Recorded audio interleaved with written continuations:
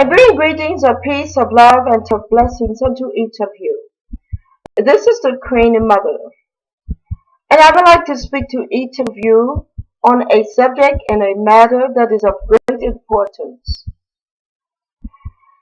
I have actually worked with victims of domestic violence for close to 30 years now. And the one thing that I find, and it is called a pattern. Each country I've gone to, each community, no matter where it may be, each place that I have traveled to open up these shelters for the women and the children, and we also open them for men. But each place that I've gone, I have found unbelievable abuse. And I've also found that in a lot of places in the area, abuse is actually accepted. It is accepted as a normal pattern and a normal way of life. These are things that is great concern to me. And I can tell you why. Because in my first marriage, I lived in a great deal of abuse. The abuse that I suffered, it prompted me to show love and to make a difference in the lives of men, women, and children all over the world. To give you a little background on some of the things that I've really had to go through in my life. I was beat, I was battered, I was physically and I was mentally abused for quite some time by the person that was supposed to love me and protect me. Instead of him protecting me, he abused me very badly. I suffered. But in all of that, I learned something. I learned that being a queen, it is not about sitting on a throne. It is not about dripping in gold. It is not about having more money than everyone else. But it is about love. It is about compassion. More and more people are waking up. And more people are learning that we don't need leadership that is beautiful. We don't need leadership that looks good. We don't need leadership dripping in gold, sitting upon a throne. But the kind of leadership that we need is leadership with compassion that care for the peoples.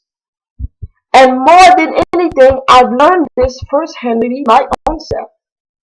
I learned it by my own suffering. I learned it by my own pain. I learned that lesson by the own heartaches that I've had to endure.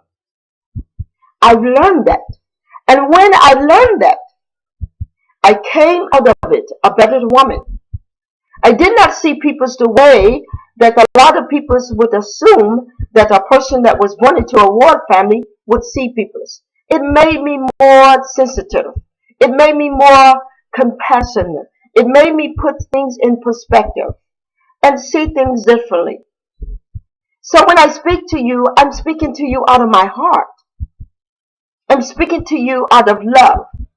I'm not speaking to you from a throne of gold. I'm speaking to you from a heart of love. Why is that? Because I understand suffering. I know what it's like to live in abuse.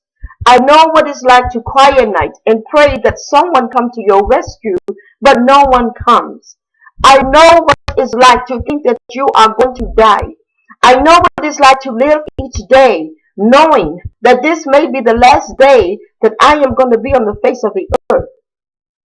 And until someone came to see about me. Because let me say this, when you are in abuse, no matter how intelligent you are, no matter if you are a part of a work family, no matter who you may be, when you are living in abuse, you do not have a clear mind to think with. Abuse takes that away from you. There is things that you would do when you are living in abuse that you normally would not do. But it takes away your ability to think. It takes away your ability to rational, make a conscious decision that is in the best interest of you and even your children.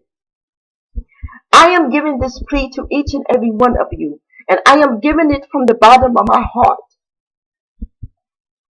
Find some kind of program in your community and get involved with domestic violence. It is a bigger problem than any of us know about. More women and children die from abuse in the home than they do from cancer, heart disease, or any other sickness in the world. And I'm going to say this because it is so true. I was blessed to make it out of my abuse alive. I was blessed to get away from my abuser. I was blessed to begin living without being afraid to go to sleep at night. I was a blessed woman. Why was I so blessed? Because I lived, I survived. I made it out of my abuse and I made it out alive. And I did not think that I would. There was times I knew that I would lose my mind. But I made it out with my right mind, with everything intact and with everything in place. Even though I had been stabbed, even though I had been beat almost to the point of death, my mind was stripped of any kind of sanity that I had. Abuse tried to take it away. Since I did survive, and since I am a blessed woman to come out alive, it makes me want to reach out to others. It makes me want to make a difference. It makes me want to help that young lady that is crying. It makes me want to help that young man that is suffering. It makes me want to make that home a better home. This is why I have a PhD in family psychology. And this is why I struggle so hard, even with my education, because I wanted to understand what makes a person do that. And then I wanted to also understand not just what makes a person do that, but what can I do to help men, women, and children all over the world that is going through what I've gone through. I know the effects of abuse. So when I come to you from my heart, and when I ask you to please get involved, please, I am asking you that from the depths of my heart. I am saying to you that many people there's a lot of people that have not been hit, by their significant other, their husbands or whatever. But I'm trying to tell you, in my first marriage I was. So I'm trying to tell you, it does something to your mind. And what it does to the mind, only time, love, and tenderness is going to take that pain away. It is the worst pain in the world for a woman to lay down with a man, to love that man, and to be with him, and to be his partner, and to share in his suffering, and make life together with each other, and then he portray you by abusing you. And the other thing to remember is abuse is not always hitting a person. Calling each other names. It is also mental abuse. And mental abuse sometimes can be the worst abuse in the world because scars heal. But the words stick to your mind a lot stronger than the lips does sometimes. So when I come to you and say that we have a crisis in this world, I say it from the bottom of my heart, from the depths of my gut. I tell you, each of you, each person that is old enough, if you see someone being abused, I implore you to please speak up. Say something. Do something. Let me tell you, sometimes it's as easy as making a phone call to check on someone and see how they are doing. If you have a loved one, don't assume that they are doing fine. Don't sit at home and automatically assume that everything is okay. Pick up the phone and call them to check on them and see if they are alright. Let me tell you, abuse has nothing to do with your income. I have shelters open up all over the world, and I can flat out tell you, wealthy folks, poor peoples, all peoples from all walks of life, all races, from the highest seat to the land to the lowest seat in the valley, abuse happens. So don't assume that the person looks good. I am a blessed woman.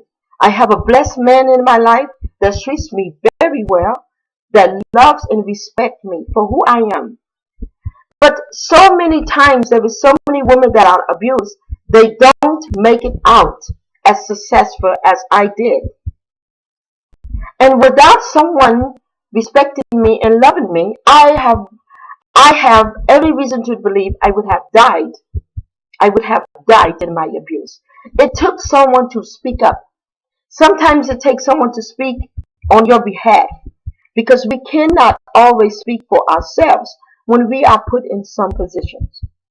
So I come to you from my heart, asking each of you, if you cannot find a program that is in your community for you to get involved with, please go to New Life International Home Trust. I am the founder of those programs.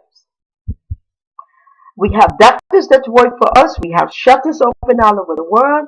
We help you to get back on your feet. We help you to find houses. We pay your rent. On some of the programs, we pay your rent for up to 2 years.